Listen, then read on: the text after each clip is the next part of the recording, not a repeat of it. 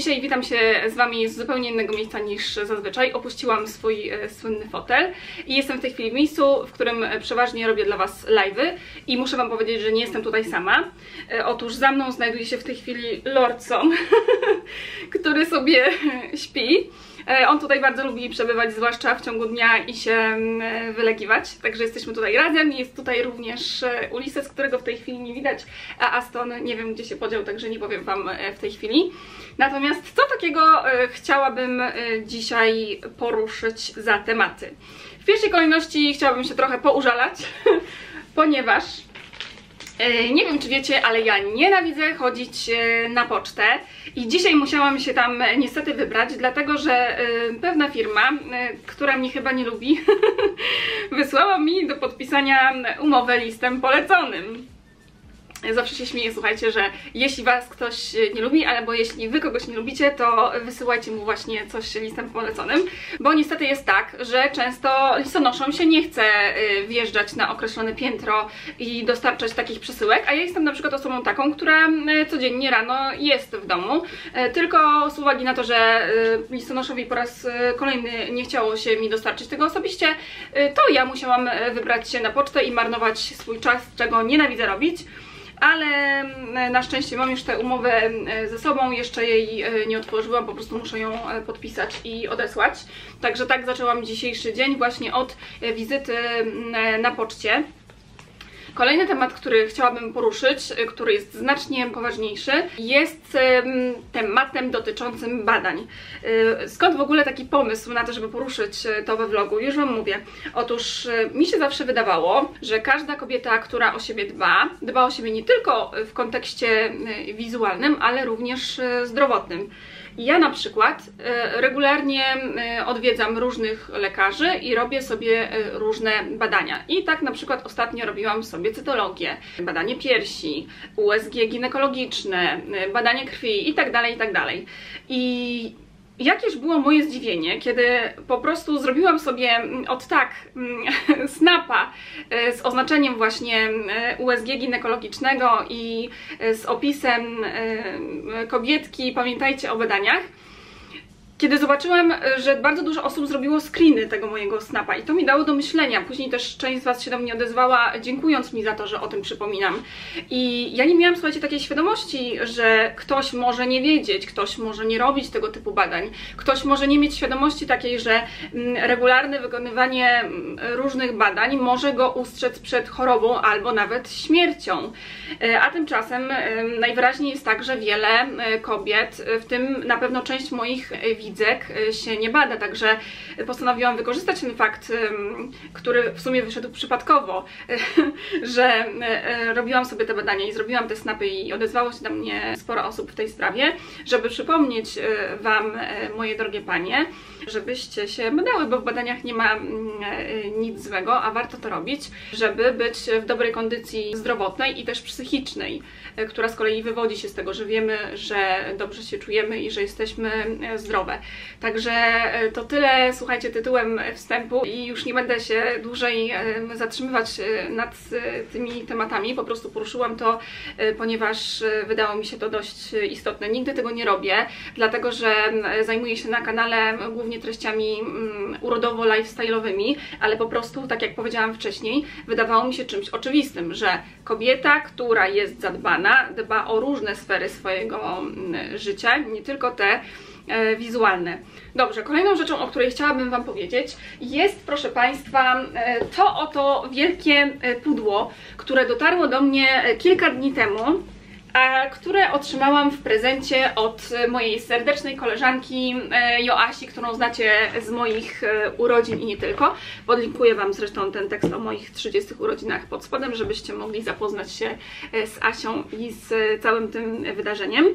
I Asia wysłała mi to wielkie pudło, które mieści, podejrzewam, kilka różnych ciekawych rzeczy, a zrobiła to w podziękowanie za to, że wysłałam jej, tak jak Wam wcześniej wspominałam, w którymś z vlogów zapasy w Bath Body Works i czekałam z unboxingiem tego pudełka właśnie do momentu, kiedy będę nagrywać vloga, także pozwólcie, że teraz razem z Wami odpakuję tę niespodziankę i razem zobaczymy, co takiego się w niej mieści. Dobrze, moi drodzy, zaczynamy unboxing.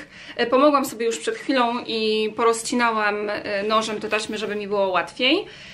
Także uwaga, uwaga. Tadam, tadam! O, widzę tutaj kilka rzeczy, nie wiem od czego zacząć. Może zacznę od tej koperty złotej, brokatowej. I przeczytam Wam, co tutaj jest napisane. Dziękuję Ci, Dorotko, i serdecznie Cię pozdrawiam, buziaki, Joanna. Bo na Asie mówimy Joanna. Także bardzo, bardzo dziękuję. I od czego by tu, słuchajcie, zacząć? Może zacznę od tej różowej rzeczy, ponieważ przyciąga mój wzrok, pasuje mi do paznokci. Wiecie, że uwielbiam ten kolor, także jestem bardzo ciekawa, co to takiego jest. I widzę po metce, że jest to coś z Oysho. Tylko co to takiego jest? Czy to jest koc? Szlafrok? Moment. O nie, słuchajcie. To jest syreni ogon, czy wy to widzicie? Spodobał się tutaj już Lordowi, widzę. No tak, bo to się rusza, więc on będzie się chciał bawić. Ale nie, no nie mogę, słuchajcie. I zakładam, że to jest taki syreni ogon, do którego można wejść tutaj. Tak, to trochę jak śpiwór działa, czyli że możemy wejść, jak nam jest zimno, albo nie wiem, jak oglądamy telewizję na przykład. Spokojnie zmieszczą się tutaj nasze nogi. Podejrzewam, że to będzie sięgać klatki piersiowej, jeśli chodzi o długość. I co? Myślę, że każda syrenka i nie tylko będzie zadowolona z takiego właśnie prezentu. Muszę wam powiedzieć, że nigdy wcześniej czegoś takiego nie miałam, nie używałam, ale bardzo chętnie sobie przetestuję. Widzę, że ewidentnie ta rzecz przypadła do gustu Lordowi. Powiem wam jeszcze, że jest to bardzo przyjemne w dotyku. Kolejna rzecz, może to pudełko otworzę, bo widzę, że tutaj jest jakieś pudełko. No i tak, jak zwykle w takich przypadkach koty wchodzą do kartonów. Dajcie znać, czy wasze koty też tak robią. No ale Lordzie, ja to robię teraz unboxing, no, przeszkadzasz mi. No jak ja mam teraz pokazać to? Dobrze, słuchajcie, mamy tutaj drugie pudełko. No i zaczyna mi wcinać kolejną rzecz. Lordzio, proszę się zachowywać grzecznie. Kontynuując, słuchajcie, wątek. Kolejne pudełko. Moment. Postaram się szybko to zrobić, żeby Lord nie zdążył mi zjeść kolejnej rzeczy. Lordzio! I w środku mamy znowu coś różowego i widzę tutaj, słuchajcie, koronę. Zobaczcie. Kurczę, nie wiem, co widać. I to jest, słuchajcie, szlafrok. Ja nie mogę, słuchajcie, spersonalizowany szlafrok. Czy wy to widzicie? Olfaktoria, korona i różowy kolor. To jest szlafrok z koronką czarną. Słuchajcie, nie mogę. Prezent fantastyczny, ale Lordzio, mi to nie przeszkadza i powiedziałam. Nie pokażę się wam w nim teraz, bo nie mam jakby możliwości. Może sobie zrobię jakieś zdjęcie albo pokażę się w innym vlogu, ale naprawdę wygląda to super. To jest kolejna spersonalizowana rzecz, którą od was otrzymuję i powiem wam, że niesamowite są takie rzeczy, które zamawia ktoś z myślą o was, które nie są produkowane seryjnie. Także bardzo, bardzo dziękuję. I kolejna rzecz, zanim Lord mi ją zepsuje, idź sobie, Lordzio.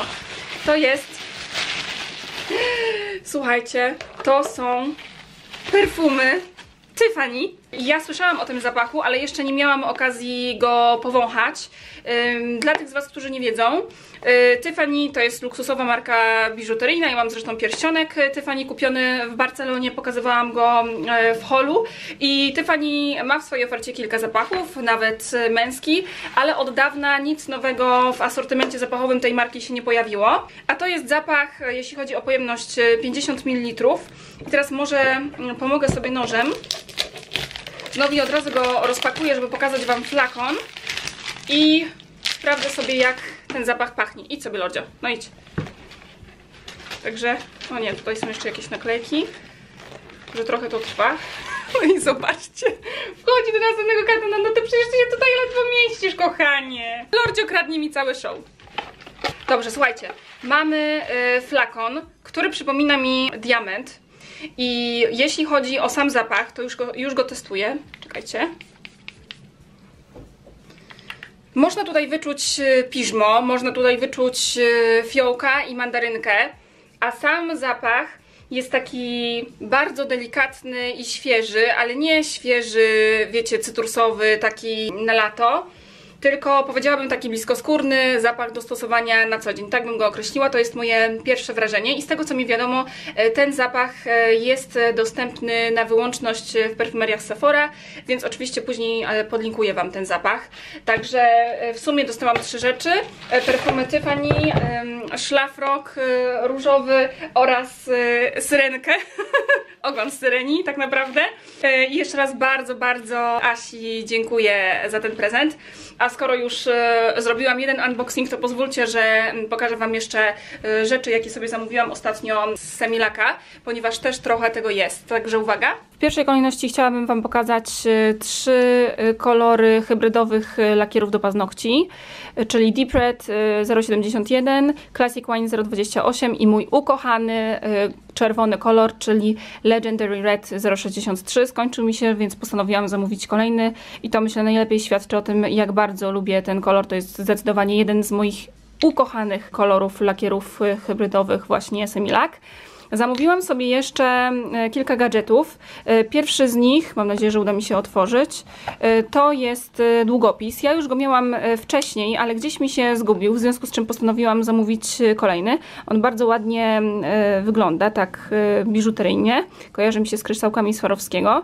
Tutaj się wysuwa, bardzo przyjemnie się go używa, także polecam. Kolejny gadżet, który sobie zamówiłam, to nowa podkładka. Kiedyś one wyglądały nieco inaczej. Moja uległa delikatnemu zniszczeniu i dlatego stwierdziłam, że zaopatrzę się w kolejną. Ostatni gadżet, który chciałabym Wam pokazać, a który sobie zamówiłam, to jest to różowe pudełeczko na lakiery, które niedawno pojawiło się w ofercie Semilaka, które niesamowicie mi się podoba. Już mówiłam Wam o tym w jednym z vlogów. I to jest takie pudełeczko, które idealnie nadaje się na prezent, ponieważ ono pomieści aż 36 lakierów w środku i z tego powodu zamówiłam sobie aż 2 takie pudełeczka. Jedno jest dla mnie, a drugie dla mojej koleżanki Oliwii, którą już dobrze znacie. Także na moim przykładzie widzicie, że po prostu to jest świetny gadżet na prezent. A skoro już jesteśmy przy marce Semilak, to muszę Wam jeszcze pokazać, jakie nowości ostatnio pojawiły się w tej marce. Jak wiecie, ja regularnie otrzymuję różne rzeczy od marki Semilak. Natomiast teraz postanowiłam Wam pokazać te, które moim zdaniem są najciekawsze i mam tutaj na myśli przede wszystkim kolekcję lakierów biznesowych. To jest 18 kolorów. Ja tutaj mam w tej chwili 5 wybranych. Opowiadałam Wam więcej o tej kolekcji przy okazji vloga, w którym Kamila z Akademii Semilaka robiła mi ten manikir właśnie z użyciem linii biznesowej. Tutaj mamy 18 kolorów, głównie pastelowych, w takich białych opakowaniach, które wyróżniają się na tle innych Semilaka. I niedawno w ofercie pojawiło się 18 kolejnych odcieni. Tutaj widzicie, jak one wszystkie wyglądają. I takim bardzo podobnym odcieniem do tego z mojego Frencha jest numerek 219. Także kto wie, może następnym razem wykorzystamy właśnie ten do manikuru. Nie wiem, zastanowię się jeszcze. A tutaj mam kolejnych właśnie 5 lakierów z tej serii. Także polecam Wam oczywiście gorąco linię biznesową, zwłaszcza tym z Was, które pracują w środowisku korporacyjnym i nie lubią, jak ich paznokcie są takie bardzo ostentacyjne czy ozdobne, to ta linia będzie idealna dla nich. I pewnie te z Was, które do tej pory regularnie zamawiały różne rzeczy ze strony Semilaka, wiedzą, że Semilak dodawał do zamówień specjalne czasopisma i teraz wprowadził tak naprawdę do sprzedaży zupełnie nową odsłonę pisma. Ono kosztuje 9 zł 99 groszy i to jest pierwszy numer. Chciałabym Wam go pokazać. Jest trochę większy i wykonany z innego papieru niż te wcześniejsze magazyny i znajdziemy tutaj mnóstwo informacji na temat paznokci, tego jak wykonywać manikiry, jakie najczęściej popełniamy błędy. Mamy tutaj też wywiady z gwiazdami, między innymi z Margaret tutaj na początku, proszę bardzo. Co tutaj jeszcze? Artykuł na temat koloru czerwonego, czyli coś dla mnie. Także mamy tutaj bardzo miłą, przyjemną lekturę. Widzę, że większość tekstów piszą osoby, które się zajmują stylizacją paznokci na co dzień. To jest moim zdaniem duży plus.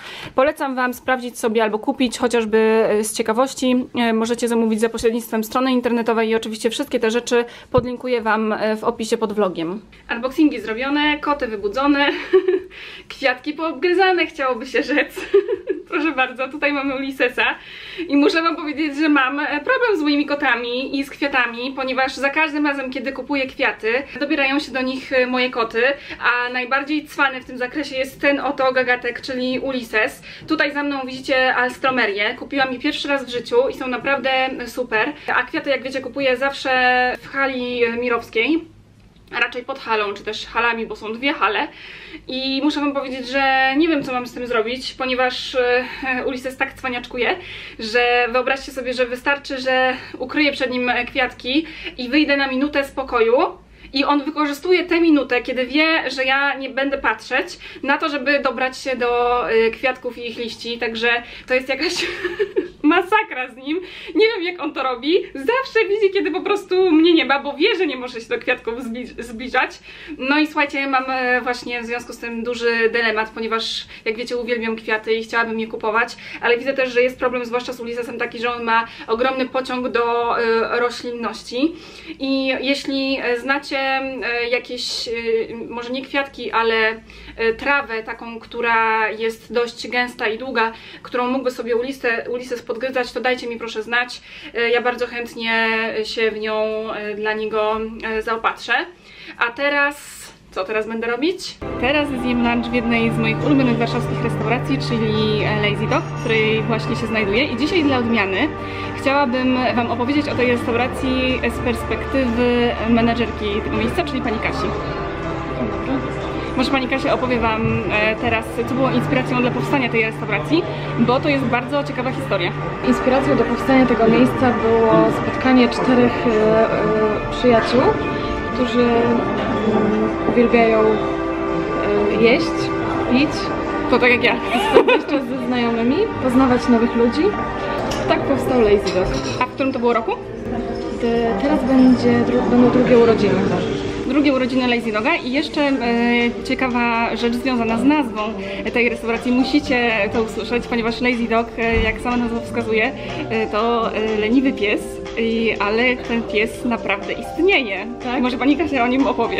Ten pies istnieje i wcale nie jest lazy, wręcz przeciwnie. Jest nawet nadpowodliwy. No to jest buldożek francuski, który należy do mnie. I czasami tutaj bywa. Podjada. Tak, ja sama widziałam go tutaj kilka razy i rzeczywiście jest trochę nadpobudliwy. Takie ma lekkie ADHD jak ja. Także właśnie taka jest historia tego miejsca. Może powie Pani nam jeszcze, ponieważ my się już znamy z Panią Kasią, możecie o tym nie wiedzieć, od czasu mojej imprezy 30 urodzin, ponieważ Pani Kasia się zajmowała jej organizacją. Ale ja chciałam Panią jeszcze zapytać o to, jaka jest Pani ulubiona potrawa tutaj? Najważniejsze jest to, że mamy sezonowe produkty i staramy się na bazie tych produktów jakby łączyć składniki w wszystkich daniach. Bardzo dobre mamy risotto z homarem. Nie jadłam. A to trzeba spróbować. Więc trzeba spróbować. Na pewno każdy coś dla siebie znajdzie. I ja za chwilę tutaj też sobie coś zamówię, dzisiaj coś innego niż zwykle. I jestem tutaj, bo tego Wam jeszcze nie powiedziałam, z moim znajomym, człowiekiem cienia, który nie do końca chce się ujawniać, więc nie pokażę Wam, jak wygląda, bo nie wszyscy moi znajomi chcą się pokazywać i ujawniać. Ludzi też często peszy kamera, także nie pokażę Wam, jak wygląda, ale za chwilę sobie porozmawiamy o pewnej ciekawej rzeczy, która myślę będzie dla Was niezwykle interesująca. A Pani Kasi oczywiście bardzo dziękuję za rozmowę. Dziękuję.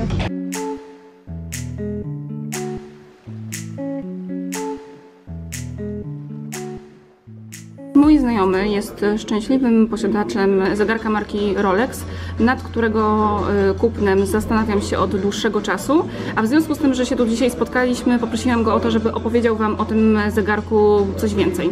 No nie wiem, Dorota, czemu mielibyśmy rozmawiać o takiej w sumie bardzo popularnej marce, tak? Bo to jest zegarek, którego nigdy nie chciałem mieć. To znaczy, wiedziałem, że nigdy nie będę miał Rolexa, ponieważ w wielu krajach Europy, na przykład w Hiszpanii, każdy, kto coś osiągnął, ma Rolexa, tak? Wszyscy chodzą w Rolexach i to jest przerażające. Jest to najbardziej popularny zegarek ze wszystkich luksusowych marek, zresztą z największą produkcją. Rolex jest największym producentem luksusowych zegarków. Nie jest ceniony w ogóle w świecie zegar mistrzostwa, dlatego że Rolex nie robi żadnych tak zwanych dużych komplikacji, ale no jest w tym taka pewna tajemnica, że jak raz założysz Rolexa, tego nie chcesz zdjąć. I tak było w moim przypadku. Jak go kupiłem, to kupiło też 2 moich kolegów. Naprawdę? Bardzo podobny model, zainspirowali dokładnie. się?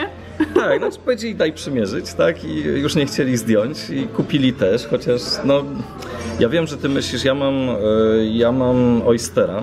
To jest taki pierwotny model Rolexa, który powstał w 1926 roku i to był pierwszy zegarek, który był i wodoszczelny, i pyłoszczelny. Pierwszy na świecie. Pierwszy na świecie. Zresztą Oyster no to jest ostryga, tak? I on jest bardzo dobrze izolowany. Pierwszy taki test miał chyba w 1929 roku. Brytyjska pływaczka przepłynęła kanał La Manche w Rolexie, tym właśnie modelu. On był wtedy znacznie mniejszy. No i zegarek po 10 godzinach pływania był absolutnie wodoszczelny i chodził bez zarzutu. Natomiast ja wiem, że ty myślisz o Daytonie. Dokładnie. Daytona to jest taki kultowy zegarek kierowców, tak? Czyli coś dla mnie, jako że nie posiadam prawa jazdy? Najbardziej kultowa wersja, na którą się czeka, to jest wersja w stali. To jest mniej więcej 12 000 euro. Natomiast jeżeli miałbym być bezczelny, to ja bym cię widział w takiej Daytonie z platyny, która ma taki bardzo delikatnie, subtelnie błękitny cyferblat. I kosztuje? Uwaga, ile? No i kosztuje gdzieś około 40 000 euro. No to nie jest tanie, ale super. Wygląda zajebiście. Poza tym Rolexy nie tracą na wartości, to nie jest głupia inwestycja. Tak, czyli można na rynku wtórnym, można go powiem, zawsze dobrze sprzedać, łatwo i dobrze, dokładnie. Tajemnica Rolexa jest taka, że po pierwsze się fajnie nosi, po drugie pasuje absolutnie do wszystkiego. Jest i świetny i do jeansów, i do garnituru. Jest bardzo wygodny w noszeniu, jest rzeczywiście precyzyjny, niezawodny. No przyznam się, oczywiście szczyt zegarmistrzostwa to jest Patek. Ja mam Patka nawet takiego no właśnie w serii to chciałam powiedzieć, ze a to było zawsze spinkami. moim marzeniem. Jak zobaczyłam, że masz Patka, to umarłam. Ale Patek jest taki zbyt klasyczny. No, Patka nosi się do garnituru, przynajmniej ten model, który ja mam. Jest trochę za klasyczny. Natomiast Rolex jest nieformalny i on jest taki trochę jak wygodne kapcie, a jednocześnie to jest świetny zegarek. I powiedz mi proszę, ile ten twój zegarek kosztował jeszcze, bo pewnie moi widzów będzie zainteresować. Wiesz co, mój w porównaniu z twoją wyśnioną Daytoną jest bardzo tani, bo to jest jakieś 8 000 euro max. O, taniutki. Daytona jest 12, tak, ta podstawowa, ale myślę, że warto. Wiem, namawiasz mnie już od dłuższego czasu, przy czym należy jeszcze zaznaczyć, że Daytona, o której myślę, nie ma datownika. No niestety nie ma. Ja lubię mieć datę w zegarku. No mam jeszcze dobrą wiadomość, wiesz co, dla kobiet, bo wydaje mi się, że takiego zegarka nie powinno się kupować samemu, tylko grzecznie poczekać, może się go znajdzie pod choinką kiedyś tam. Tak, dokładnie. Polecamy tutaj zapytać mężów, partnerów, dokładnie. To żeby sprezentowali. Tym bardziej, że stare powiedzenie jest takie, że twoja kobieta świadczy o tobie, więc jakby kupując, nie wiem, swojej ukochanej Rolexa, czy Omegę, czy cokolwiek, no jakby też pokazujemy się w dobrym świetle. Zgadzam się. Muszę wam jeszcze dodać od siebie, że znajomy, czyli człowiek cienia, z którym sobie teraz rozmawiam, to jest mężczyzna, którego poznałam właśnie w leasingu, ponieważ podobnie jak ja bywa tutaj regularnie i mało tego prowadzi jeszcze bloga, także uwaga, reklama www.bachustoja.wordpress.com. Podlinkuję wam w opisie pod spodem, żebyście mogli zapoznać się z twórczością właśnie mojego znajomego i on tam opisuje różne dobra luksusowe, w tym też swojego Rolexa i Patka i kilka innych rzeczy, także gorąco was zachęcam do lektury. No Dorota, dziękuję za komplement. Tak. Niektóre wpisy są zajebiste, niektóre są bardzo nudne, trzeba po prostu w tym pogrzebać. Tak. Ale bardzo dziękuję za rozmowę, a teraz pozwólcie, że zajmiemy się tutaj naszym lunchem i dalszą konwersacją.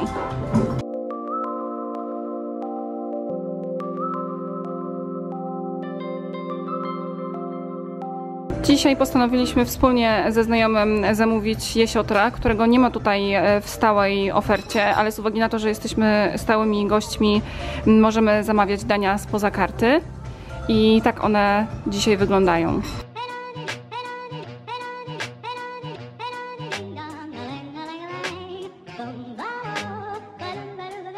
Są i nasze dania główne, czyli comber z królika oraz moje risotto, które zamówił tutaj ostatnio znajomy, więc postanowiłam spróbować i ja.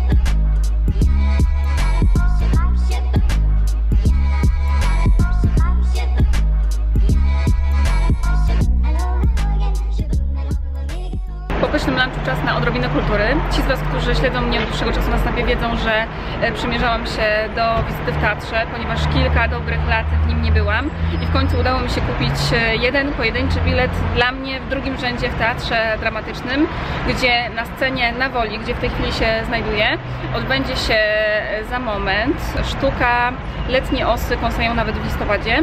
Ja się tą sztuką zainteresowałam głównie ze względu na recenzję, ze szczególnym uwzględnieniem recenzji, którą znalazłam w Rzeczpospolitej, którą, jak wiecie, bardzo, bardzo lubię.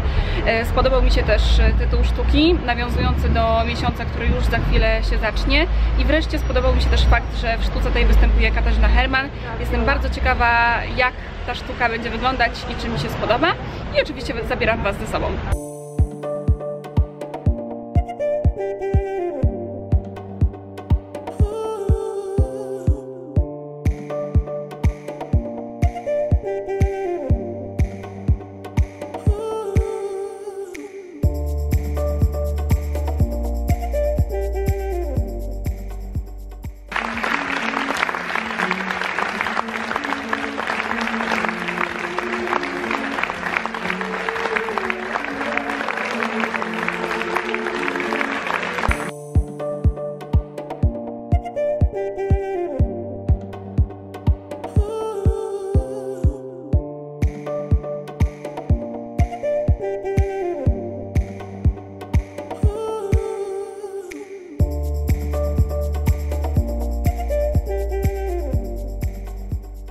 Wróciłam właśnie do domu i powiem tak, pomimo że wcześniej myślałam, że swoją opinią na temat sztuki podzielę się z Wami od razu po spektaklu, tak teraz stwierdzam, że zrobię to chyba w odrębnym filmie, a póki co chciałabym się skupić na innym temacie.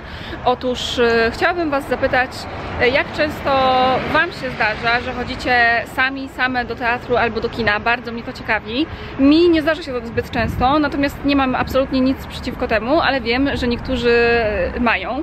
I też, korzystając z okazji, chciałabym Was zapytać, czy znacie jakieś godne polecenia sztuki w którymś z teatrów w Warszawie? Jeśli tak, to dajcie mi proszę znać w komentarzach. Tymczasem gorąco Wam dziękuję za uwagę i poświęcony czas i do zobaczenia w kolejnym vlogu.